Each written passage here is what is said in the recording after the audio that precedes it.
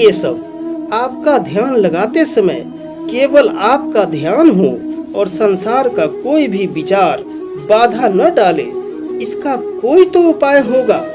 श्री कृष्ण कहते हैं, हाँ, एक आसान उपाय तो है, परंतु वो कोई विधि नहीं है, बल्कि एक गुण है, एक योगिक कला है, जिससे ध्यान लगाने में बड़ी सहायता होती है।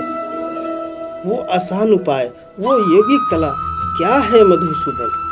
सुनो अर्जुन, संसार के झमेले से बचने के लिए मनुष्य एकांत में बैठकर मन को प्रभु के ध्यान में लगाए, क्योंकि एकांत में मनुष्य अपने भीतर झांक सकता है।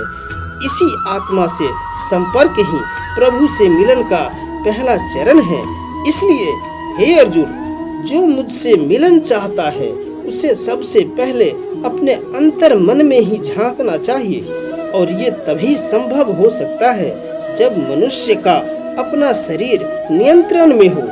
यदि देह काबू में न हो तो मनुष्य को ध्यान लगाने का उद्देश्य नहीं मिल पाएगा।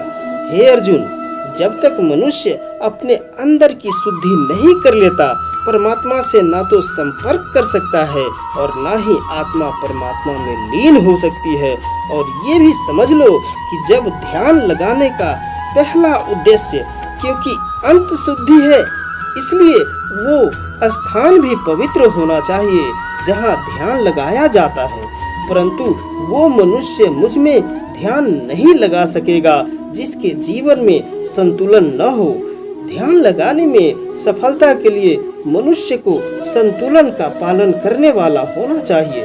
मेरे भक्त को चाहिए कि वो न इतना खाए कि यूं लगे जैसे वो केवल खाने के लिए जीता है, ना ही इतना कम खाए कि हड्डियों की ढांचा बन जाए, न इतना सोए कि दिन को भी रात समझे, ना ही इतना कम सोए कि रात को भी रात न समझे।